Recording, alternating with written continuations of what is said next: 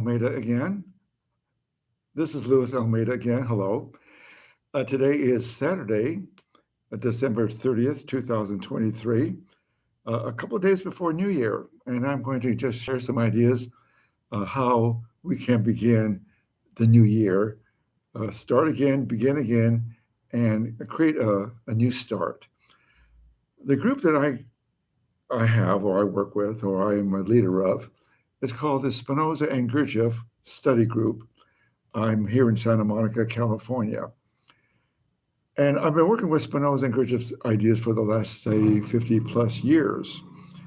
I've had students over the years from all over the world. I use Skype, um, Google Meet, and Zoom, and of course, WhatsApp. So wherever you are, I can communicate with you. Also, I like to, if you have a moment, check my website. I made some improvements, and I think you will like it. Again, Patreon is my new platform. I have over 50 videos explaining the ideas of Spinoza and Gurdjieff. Now, you might be familiar with Gurdjieff more than you are Spinoza.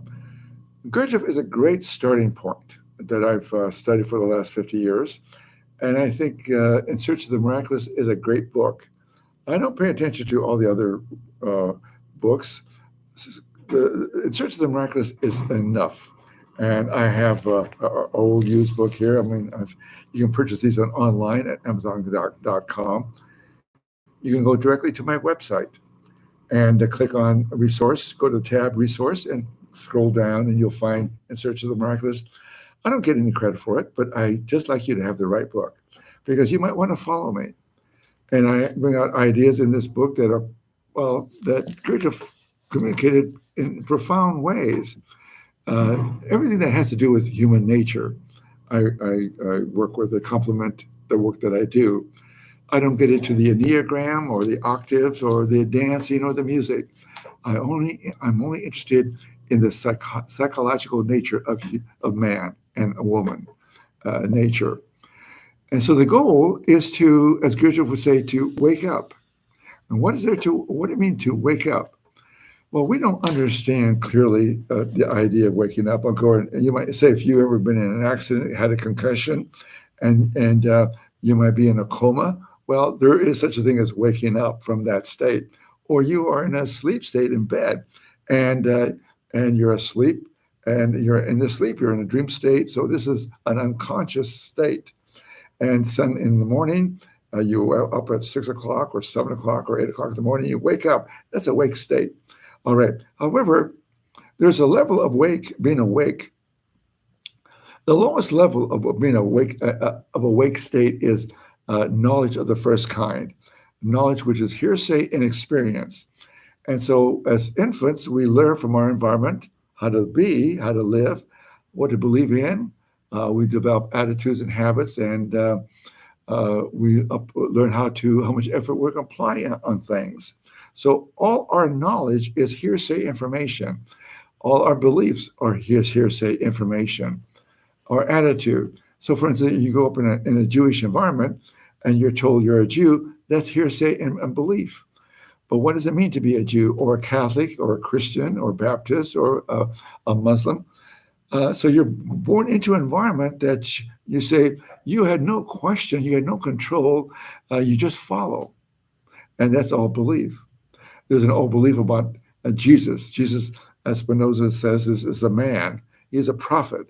The Muslims have high regards of Jesus, the man who is a prophet.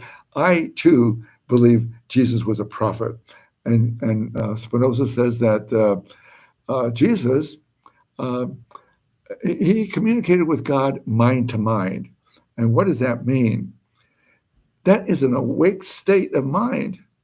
And that's what we can do. We can come to awakened state of mind.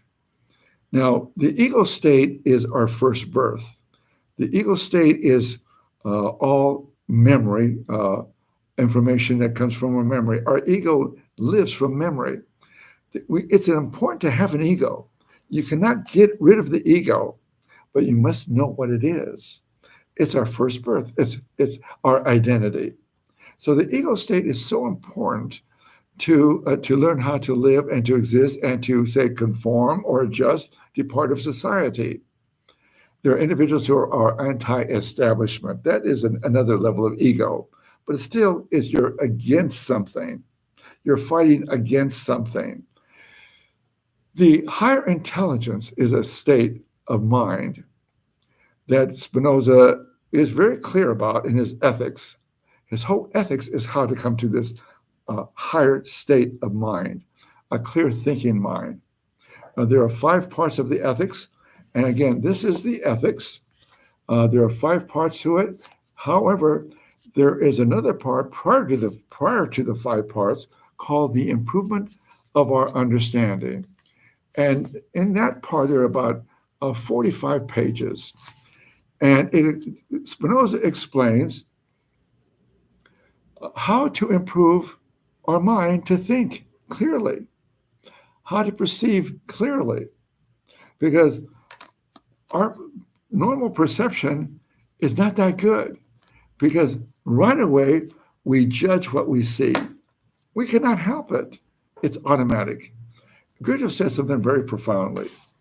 He said that man is asleep, and the goal is to wake up, and the goal is to become a master of oneself. But what do we master? And how do we wake up?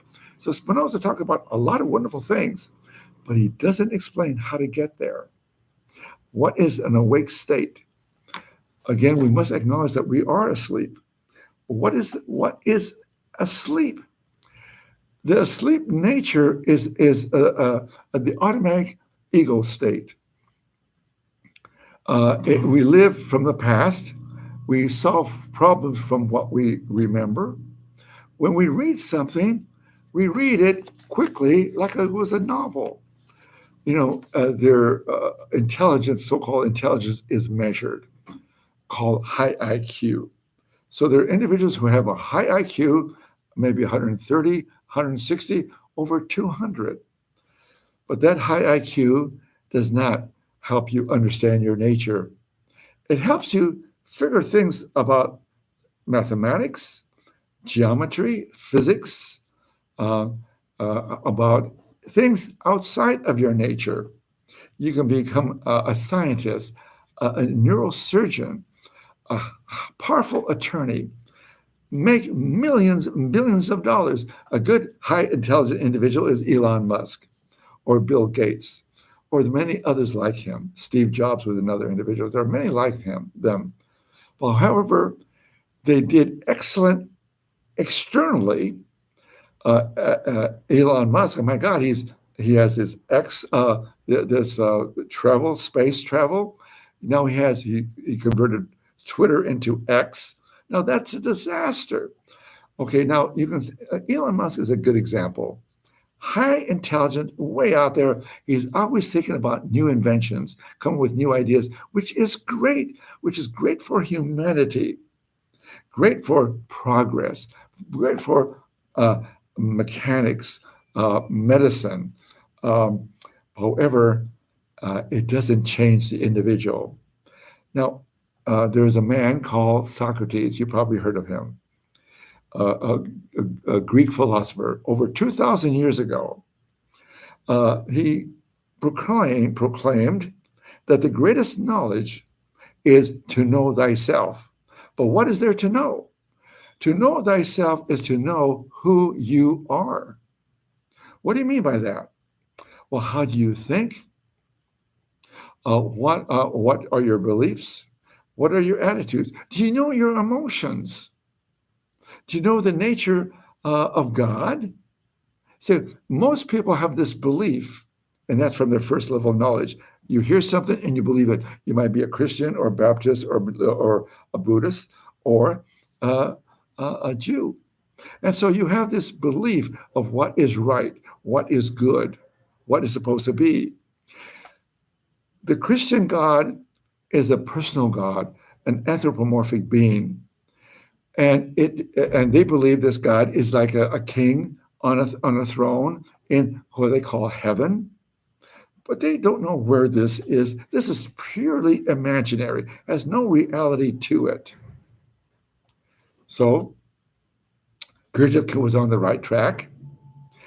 And he came up with some great ideas about mankind, about man is asleep, and that he follows his instincts and his desires and is unconscious of this.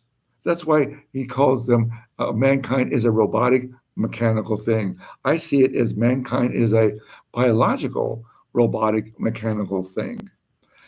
But we need, and we need that. We are part of that.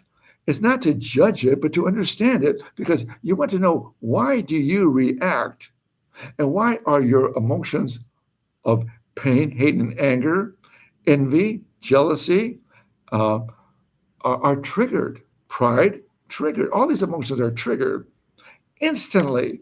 You have no choice. And that is the belief of the first level of knowledge called hearsay and experience. All your experiences, you have, of course, you learn from, but you don't understand deeply enough.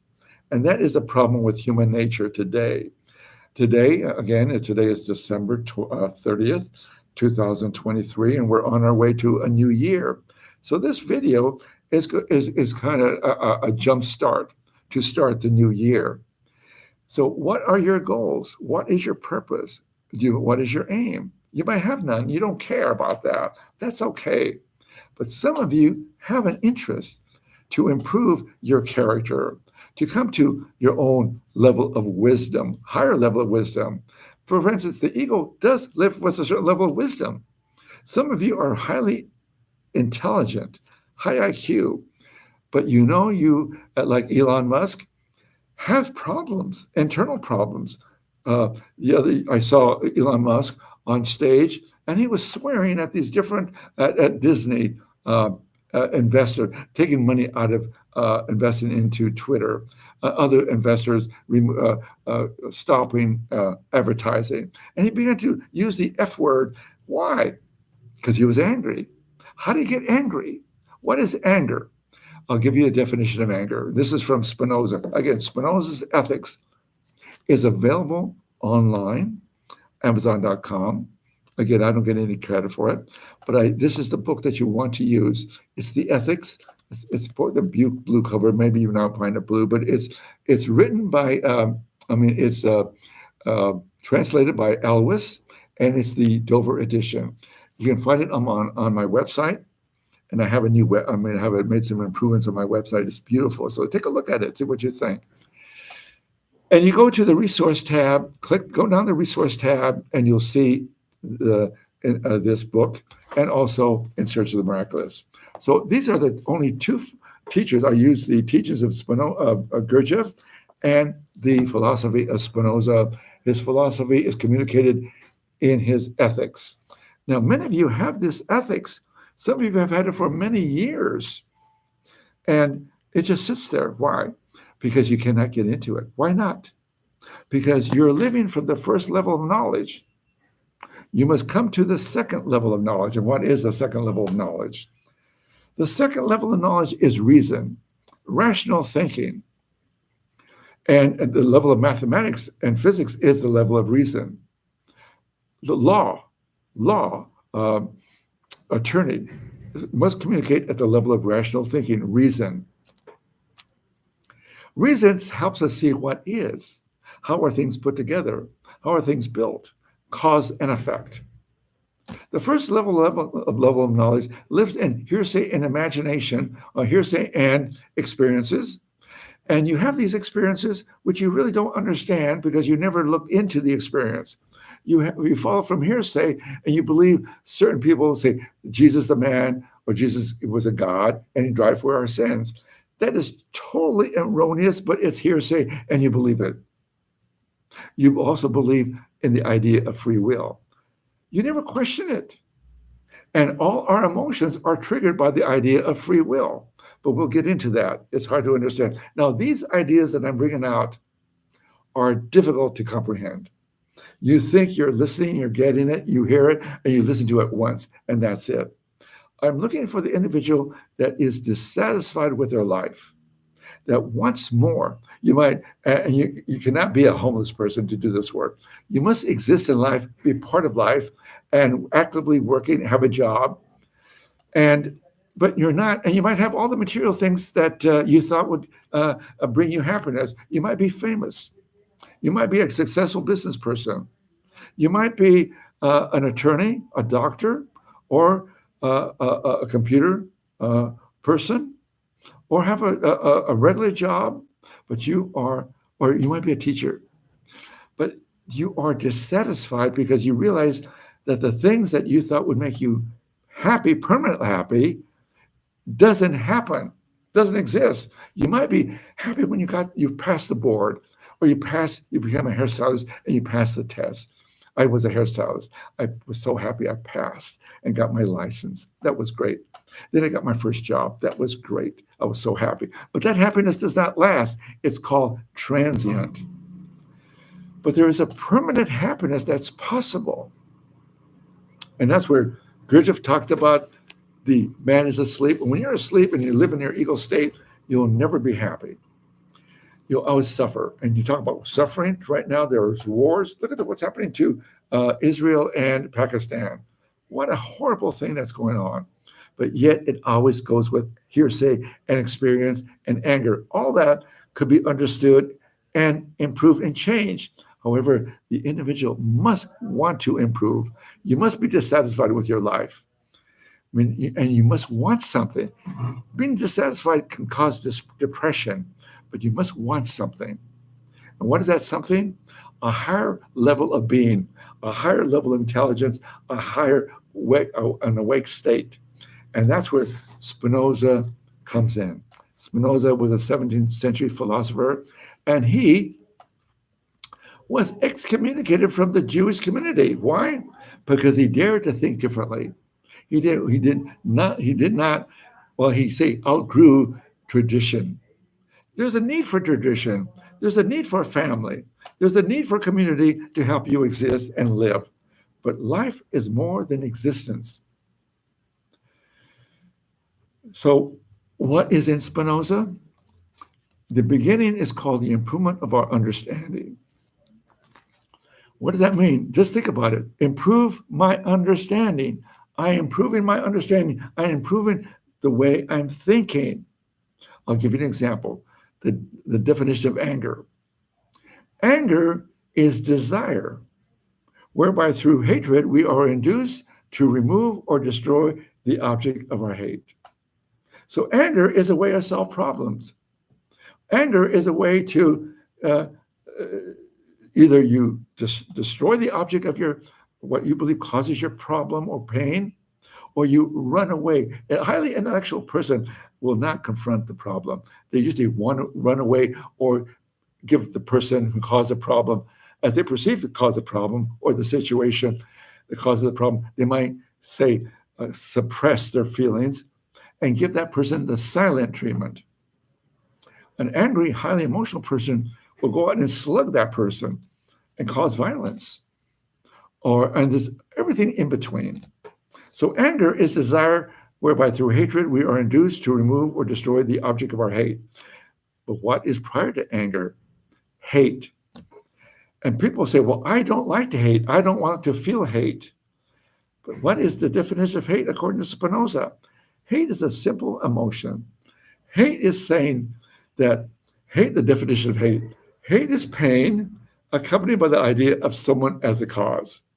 Again, hate is pain accompanied by someone as the cause of my pain. So I believe you cause me pain. And so I hate you. And that's a simple definition. And one of my students made this comment, I don't feel hate, and I think hate is bad. Well, I asked him, what's the definition? Well, he could not give me a definition. He just, from hearsay and experience from his family environment, they were good Christians. You do not hate. Don't express a hate. Don't hurt your sister, and don't hate your sister. So we're told how to be and what to do. And so we suppress our feelings. And that's a highly intellectual person. Confrontation and does not like emotions.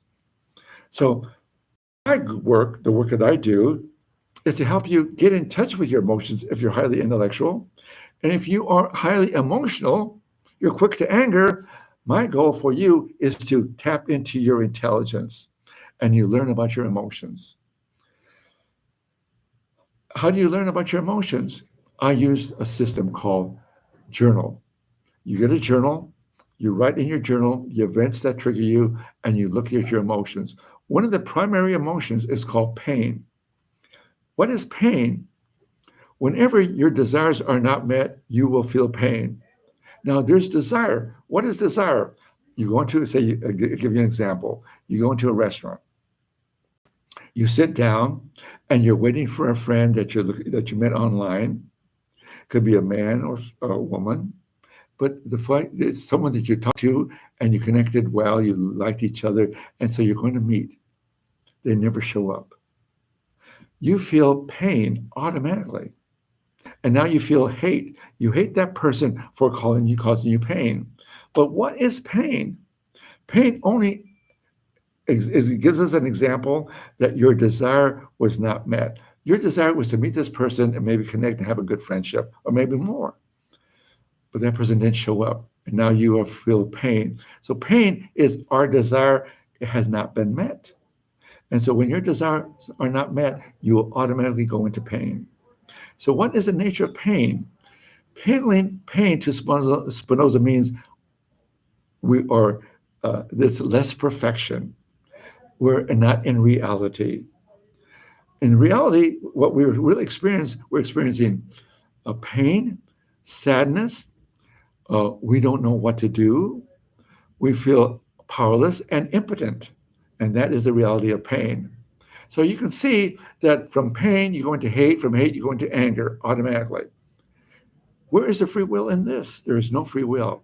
But that is an idea that you will learn over time.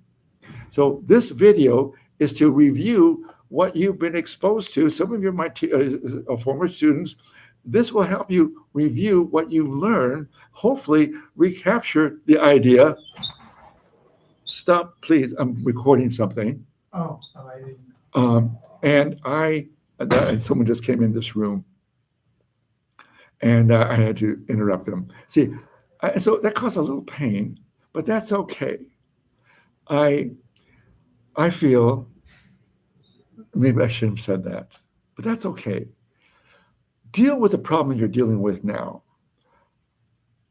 The knowledge that I propose for you is to review, if you're a former student, review these videos to help you activate your mind to start again, to overcome resistance and passivity and procrastination. You have the right to live a life of fulfillment and love. Self-approval. You have the right to do this. So please start again. Put in that effort for your own sake. If you're going to be a new student, give me a call. Go on my website, go on Patreon and see what I do and see if you connect with what I do. Thank you again, and I'll see you later. Bye-bye.